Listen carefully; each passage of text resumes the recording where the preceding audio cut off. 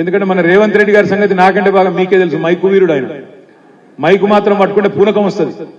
ఏది పడుతుంది మాట్లాడతాడు. ఇప్పుడిప్పుడే ప్రజలకు వాస్తవాలు తెలుస్తున్నాయి. అరిచేతిలో వైకుంఠం చూపెట్టిండు. అరిచేతిలో వైకుంఠం చూపెట్టిండు. ఏమన్నాడు? రేవంత్ రెడ్డి అంటేనే రియల్ ఎస్టేట్, రియల్ ఎస్టేట్ అంటేనే రేవంత్ రెడ్డి అన్నాడు. అన్నాడా లేదా? మరి అలా ఏమైంది రియల్ ఎస్టేట్ పరిస్థితి ఇబ్రాహీంపట్నంలో, రంగారెడ్డి జిల్లాలో? బాగుందా? మార్పు బాగుందా? మరి ఆలోచన చేయాలి. అందుకే ఇప్పుడు మనమేమో ఎంతసేపు ఏం ఆలోచన చేసినాం? 10 ఏళ్ళ అధికారంలో ఉంటే ఈ రాజకీయ పంచాయతీలొద్దు, కక్షలొద్దు, కేసులు పెట్టుడొద్దు, లంగ పనులు చేయొద్దు, మనం కూడా పార్టీల పరంగా భేదభావం చూపెట్టొద్దు, అందరు మనోళ్ళు అనుకుని పనిచేయాలి, అందరు మనోళ్ళని మందుకుపోయినాం. ఒక ఫాక్స్కాన్ తెచ్చుకోవాలి, దాంతో మంచి జరగాలి. నేను కిషన్ రెడ్డి అని ఎంబడబడి, అన్నా జర ల్యాండ్ ఇయ్యే, జల్దీ అని చెప్పి ఆయన ఎంబడబడి ఫాక్స్కాన్ తెప్పించినాం. ఇలా ఏప్రిల్ మేలో చాలు కావాల్సిన ప్రాజెక్ట్ మరి ఉన్నదో ఎవడని ఎత్తుకపోయిండో నేనైతే చూడలే. ఈ మధ్యన 4 నెలలు జర ఎవరన్నా పంపి అన్న, జర పంపించి 4 ఫోటోలు తీపిచ్చి ఇప్పుడే బంటికి చెప్పిన, అరే తమ్మి జర ఏమైందో చూడరా ఆడ ఫోటోలు తెప్పి అని చెప్పిన. కలెక్టరేట్ ఇక్కడనే కట్టుకున్నాం మీ నియోజకవర్గంలో. రంగారెడ్డి జిల్లా కలెక్టరేట్ ఇలా మీ ఇబ్రాహీంపట్నానికి తెచ్చిన ఘనత కూడా మీ కిషన్ రెడ్డి గారికి దక్కుతుందనే మాట కూడా నేను విజ్ఞప్తి చేస్తా ఉన్నా. కలెక్టరేట్ తెచ్చుకున్నాం, ఫాక్స్కాన్ తెచ్చుకున్నాం. ఫాక్స్కానే కాదు, ఒక మైసూర్ కంపెనీ కేన్సన్ వాళ్ళని కూడా 3,500 కోట్ల పెట్టుబడి పెట్టేందుకు అక్టోబర్లో ఒక కాలు ఎలక్షన్లు ఉన్నప్పటికీ మాకు ఫాక్స్కాన్ పక్కకే జాగా కావాలంటే వాళ్ళని కూడా రప్పించి ఇక్కడ పెట్టిపించినాం. మొన్న బాధాకరమైన విషయం ఏంటంటే, మొన్న వార్త వచ్చింది 15 రోజుల కింద. వాళ్ళకి మేము పోతున్నాం, గుజరాత్ పోతున్నాం, కొత్త ప్రభుత్వం వచ్చింది, వీళ్ళు చక్కగా లేరు, మేము పోతున్నామని చెప్పి మనం జాగా ఇచ్చినా జమీన్ ఇచ్చినా కూడా వాళ్ళు వెళ్ళిపోయింది.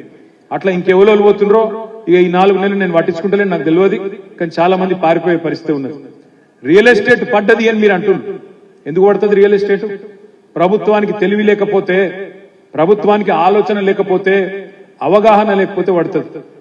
మనము మీ ఇబ్రాహీంపట్నం నియోజకవర్గంలో పక్కనే ఉండే మహేశ్వరం నియోజకవర్గంలో ప్రపంచంలోనే అతి పెద్దదైన ఫార్మాసిటీ పెట్టాలని చెప్పి రైతులకు సరైన నష్టపరిహారం ఇచ్చి సాధ్యమైనంత కాడికి బుదిరకిచ్చి వాళ్ళని బతిమిలాడి మొత్తానికి ఫార్మాసిటీ కోసం భూమి సేకరణ చేసినాయి.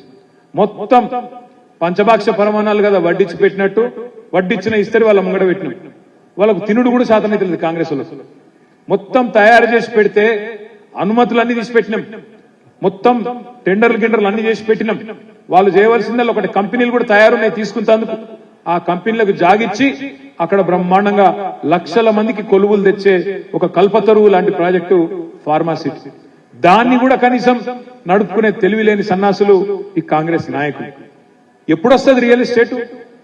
అక్కడ కంపెనీలు వస్తే, అక్కడ ఫ్యాక్టరీలు వస్తే, పనిచేసేటోళ్ళు ఉంటే, దాని పక్కకు యూనివర్సిటీలు వస్తే, దాని పక్క కాలేజీలు వస్తే, దాన్ని ఆనుకొని రియల్ ఎస్టేట్ కూడా ఊపందుకుంటుంది. అంతేగాని మనం పరిశ్రమల కోసం పెట్టిన భూములు, ఇప్పుడే అన్న చెప్తున్నాడు రామరెడ్డి అన్న మనం ఇక్కడ టీఎస్ఐసి కోసం ఇక్కడ తెచ్చిపెట్టిన భూములు కొన్ని, వాటిని కూడా ఇవాళ హెచ్ఎండిఏ వాళ్ళు లేఅవుట్ వేయాలని ఆలోచన చేస్తున్నారన్న ఇక్కడ అని చెప్తున్నాడు. ఎక్కడన్నా పరిశ్రమ వస్తే దాని పక్కకు రియల్ ఎస్టేట్ ఊపు వస్తుంది, కానీ కేవలం రియల్ ఎస్టేట్ అంటే దాంతో లాభం ఉండదు. ఆ అవగాహన కూడా ఇప్పుడున్న ప్రభుత్వానికి లేదు. కానీ మాటలు ఎన్ని చెప్తుర్రో ఒక్కసారి మీరు చూడు. నేను ఉత్తగానే అంటలేను రేవంత్ రెడ్డి గారిని మైకు వీరుడు అని. నిజంగానే మైకు వీరుడు. మైకు పట్టుకోగానే ఏమన్నాడు?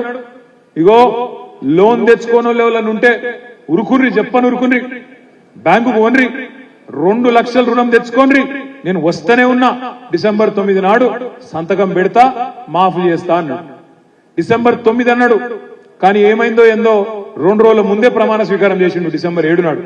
ఎందుకు? 2 రోజులు ఆలస్యం అయితే ఎవడన్నా కుర్చీ ఎత్తుకపోతాడేమో అనుకున్నాడు. ఆయనతో 2 రోజుల ముందు ప్రమాణ స్వీకారం చేసిండు. 2 రోజుల ముందు ప్రమాణ స్వీకారం అయితే చేసిండు, కానీ 2 లక్షల రుణం మాత్రం ఇంతవరకు అత్తలేదు పత్తలేదు. డిసెంబర్ 9 పోయింది, జనవరి 9 పోయింది, ఫిబ్రవరి 9 పోయింది, మార్చి 9 పోయింది, ఏప్రిల్ 9 కూడా నిన్నగాక మొన్న పోయింది. 4 నెలలు నిండింది, 5వ నెల పడ్డం. మరి ఏమైందా రేవంత్ రెడ్డి గారు? రుణమాఫీ అంటే పేగులు కత్తిరిస్తా మెడలు వేసుకుంటా అంటాడు. ఎవడన్నా పేగులు కత్తిరిస్తాడే ముఖ్యమంత్రి? జేబుల కత్తెర పెట్టుకొని తిరుగుతున్నా అంటాడు. జేబుల కత్తెరలు పెట్టుకుని ఎవడు తిరుగుతాడు? ఎవరు తిరుగుతారు? జేబు దొంగలు తిరుగుతారు. జేబుల కత్తెర పెట్టుకొని తిరుగుతాడు ఎవడన్నా ముఖ్యమంత్రి? దబ్బన జర్ర అటు ఇటు అయిందనుకో కత్తెర ఏమవుతుంది? జేబుల ఆగం అవుతుంది. నేనేమంటున్నా అన్ని గలీజు మాటలు, ఒక్కటన్నా సక్కటి మాట వస్తుంది ఆయన నోట్లోకి వెళ్ళి? ఏం మాట్లాడతాడే? లంకె బిందెలు ఉంటాయి అనుకొని వచ్చిన నేను, ఖాళీ కుండలు ఉన్నాయి అంటాడు. ఎవడన్నా ముఖ్యమంత్రి మాట్లాడే మాటనా? ఏం మాట అది?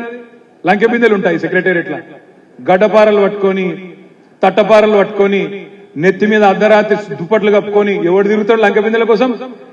పచ్చి దొంగలు లంగలు తిరుగుతారు. ఈయన మరి ఇదివరకు ఏం చెప్తున్నాడో నాకు తెలియదు కానీ ఖాళీ కుండలు కనబడుతున్నాయట. రేవంత్ రెడ్డి గారు వారికి నేను విజ్ఞప్తి చేస్తున్నా, మాట్లాడితే ఒక డైలాగ్ కొడతాడు, మొగోనివైతే గెలువు, మొగోనివైతే చెయ్యి అంటాడు. అయ్యా రేవంత్ రెడ్డి, నీ భాషలు నీకే చెప్తున్నా భయ్, నేను నాకు ఆ భాష రాదు, నీకోసం నేర్చుకొని మాట్లాడుతున్నా. రేవంత్ రెడ్డి గారు మొగోనివైతే ఇచ్చిన మాట ప్రకారం 2 లక్షల రుణం మాఫీ చేసి ఓటడుగు. రేవంత్ రెడ్డి మొగోనివైతే మా ఆడబిడ్డలకు మాట ఇచ్చినావు, 18 ఏళ్లు నిండిన ఆడబిడ్డలందరికీ నెలకు 2500 వేస్తా అన్నావు, ఇచ్చినాకనే ఓటడుగు మొగోనివైతే నేను అడుగుతున్నా.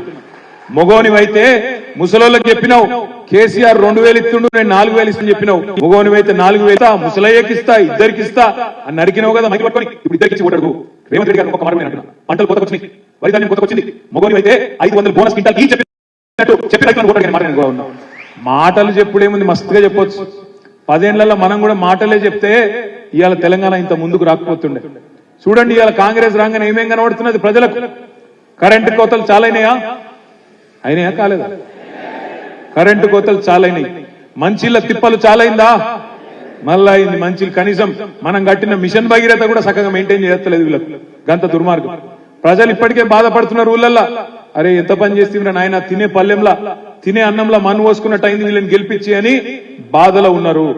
కానీ ఆ బాధలో ఉన్న ప్రజల దగ్గరికి మనం పోయి మన గొంతు పార్లమెంట్ లో వినబడితేనే, ఇప్పుడు ఒకటి చాలు చేసిండు ఈ 100 రోజులలో, ఒకటి ఫ్రీ బస్ అని చాలు చేసిండు. ఇక ఆ ఫ్రీ బస్సు, నేను మొన్న మా సిరిసిల్ల బస్ స్టాండ్ కాడికి పోయినా, జ్యూస్ తాగుదామని పోయినా. ఆ జ్యూస్ సెంటర్ లో జ్యూస్ తాగుతానికి పోతే బయట 2 లేడీస్ ఉన్నారు. ఏందమ్మా బస్సు కోసం చూస్తున్నా అన్న. అవన్న బస్సు కోసం చూస్తున్నాం అంటే, ఏ ఊరు అంటే మాది గంభీరావుపేట దగ్గర నర్మాల అనే ఊరు, ఆడికి పోయేది ఉన్నది అన్న. మరి ఫ్రీ బస్సేనా అన్న? ఫ్రీ బస్సే అన్నారు. మంచిగానే ఉందా అన్న? ఏం మంచిగా అలవడ్డదన్న, ఇవ నాకు ఇంత బిడ్డ ఉన్నది, అందులో ఎక్కితే సీట్ దొరకది, కూసో రాదు, అటు నూకుడు ఇటు నూకుడు, ఏం పెట్టిండో ఏందో ఏం అలవెట్టిండో అర్థమైతలేదు, అటు వాళ్ళు మొగోళ్ళు తిడుతుండ్రు, ఇటు మాకు సీట్లు దొరకలేవు, ఏం చేయాలి నేను అని ఆ మహిళ తిడతా ఉన్నది. ఫ్రీ బస్సు అని ఈ 100 రోజులు చేసిందల్లా గదొక్కటే ఫ్రీ బస్ అన్నాడు, చేసిండు. కానీ నేను మీ అందరికి చెప్తా ఉన్నా, గుర్తుపెట్టుకోండి దయచేసి, పార్లమెంట్ ఎన్నికల తర్వాత తప్పకుండా ఫ్రీ బస్సు కూడా మంగళం వాడతాడు. అందులో కూడా ఇప్పటికే ఆర్టీసీకి 1400 కోట్ల నష్టం వచ్చింది. ఓడ మీద ఉన్నప్పుడు ఓడమల్లన్న, ఓటుకెక్కినాక బోడమల్లన్న. అది ఖచ్చితంగా మళ్ళా రేవంత్ రెడ్డి చేస్తాడు, యాద పెట్టుకోమని చెప్పి కూడా నేను కోరుతా ఉన్నా.